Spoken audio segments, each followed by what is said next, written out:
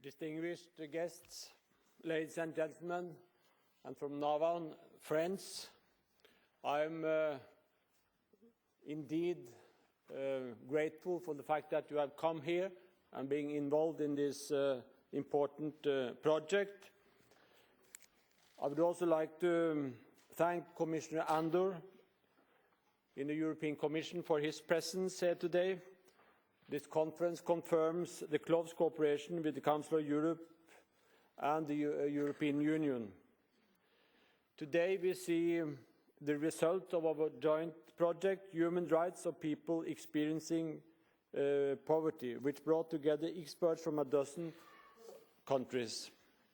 Thanks to their hard work over the last 2 years, we are able to send a strong message to member states and civil society alike. The message that together we have the political muscle and unwavering resolve to reduce poverty and marginalization in Europe. Of course, we remain realistic.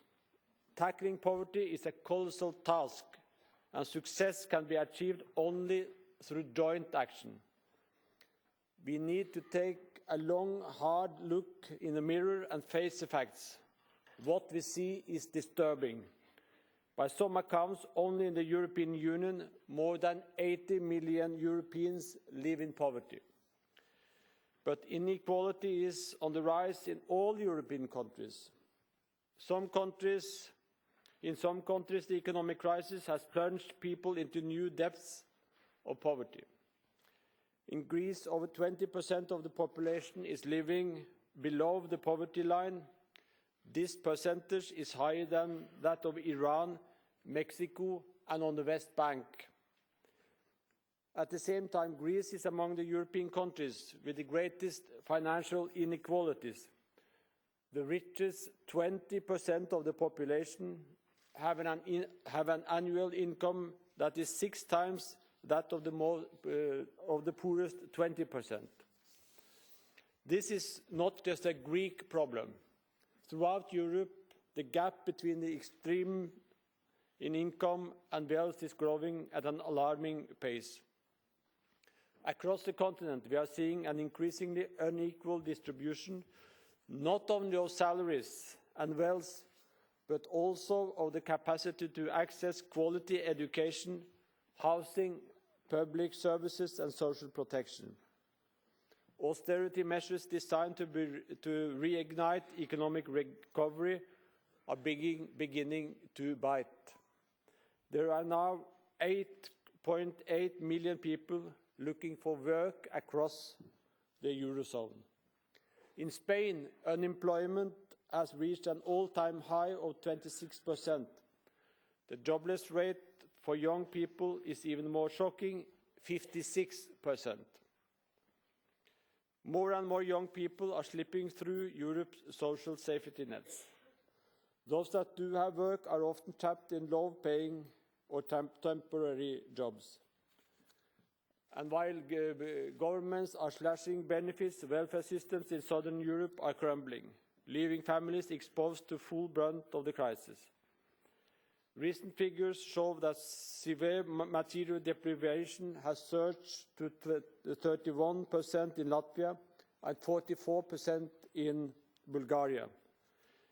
These numbers are deeply disturbing. But we must look beyond the statistics. The scourge of poverty involves real people with real problems. Time and again we hear their stories. We hear from how former clerks and teachers made redundant during the recession struggle to make ends meet. We read about young families who can't pay for heating, can't pay for children's clothes. We hear of Roma families seeking escape from discrimination and poverty in their home countries and discovering that there is no welcome elsewhere. It is therefore important that we ask ourselves some uncomfortable but important questions. Questions such as, can there be equality when more than 40% assets and 20% of revenues are held by 10% of the population? Or our existing human rights framework is sufficient to protect people from poverty? Sadly, the straight answer to that question is clearly no. Let there be no doubt, poverty is a violation of human rights. Growing poverty is both a cause and a consequence of the violation of social but also political and civil rights.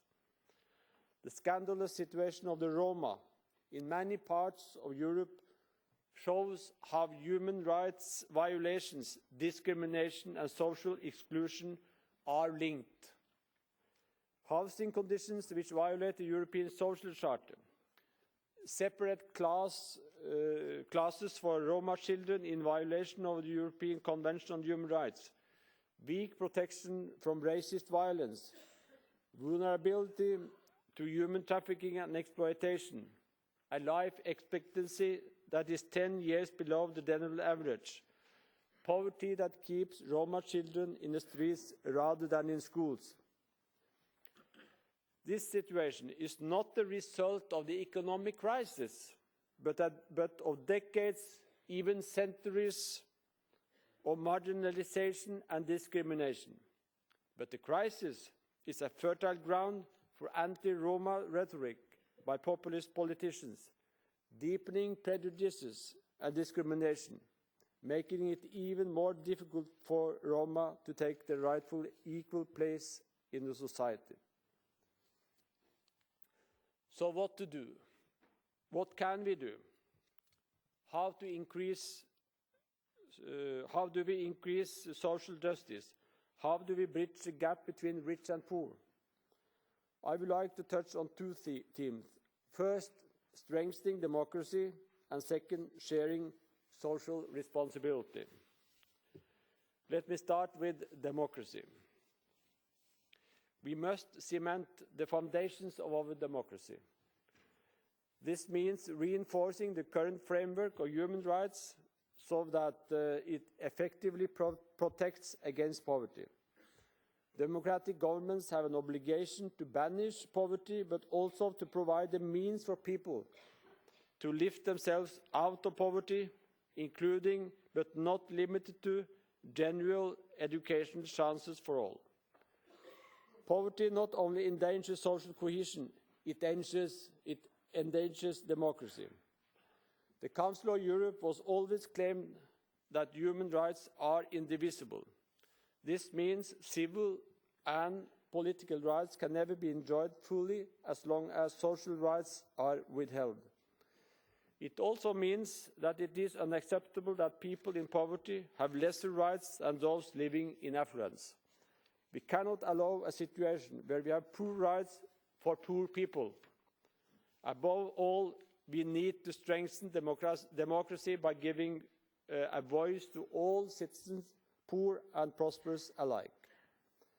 This brings me to my second point, shared responsibility.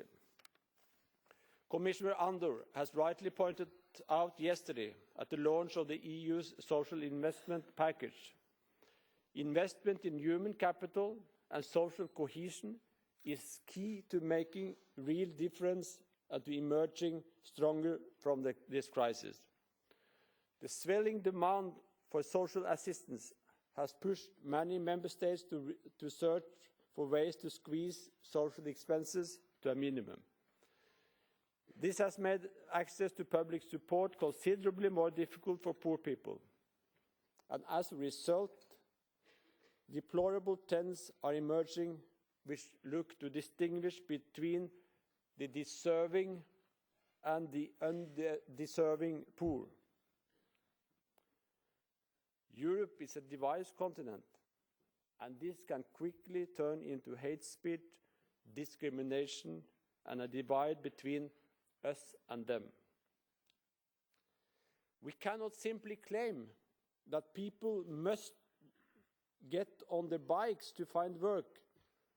We must recognize that when extreme poverty becomes woven into our social fabric, no amount of effort on the part of the poor can make enough difference.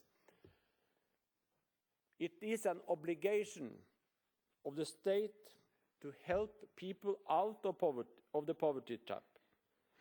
The means are well known from the past and from the current situation we are in, namely access to education, active employment policy, housing, healthcare. All these things helped in the past in order to get also poor people into the social fabric, and it will, of course, work also this time if it is being used.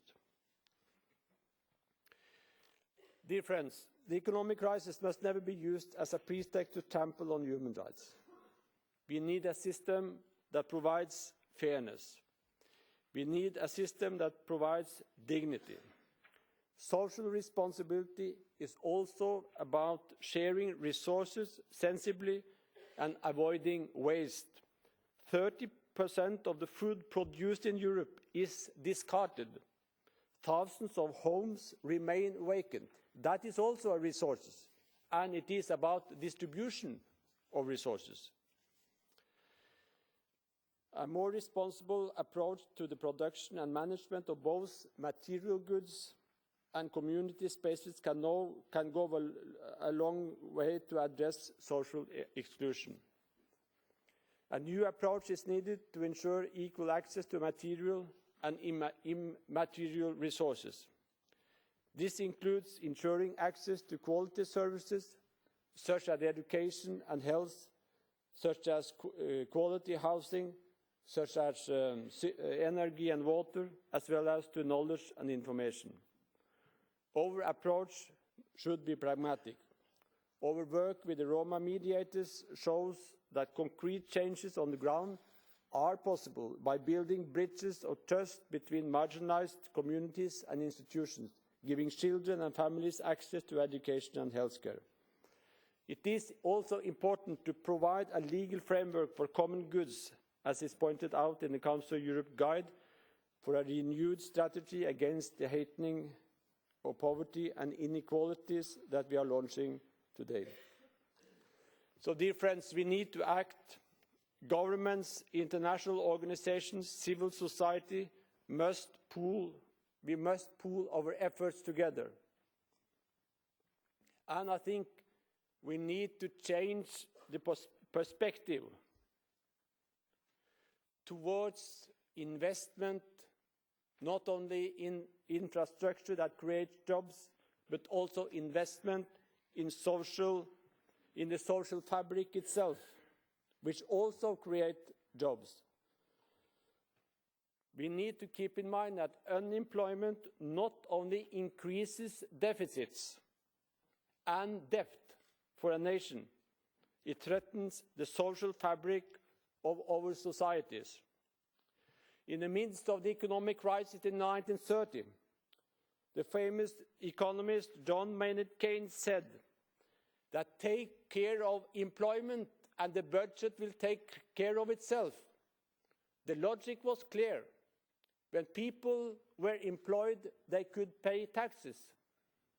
So there would be no deficit in the budget. When people don't work and don't pay taxes, the state has to pay for them, and it creates deficits. We have to move away from this negative logic and get people back to work. And we cannot only afford to have a long-term perspective in this.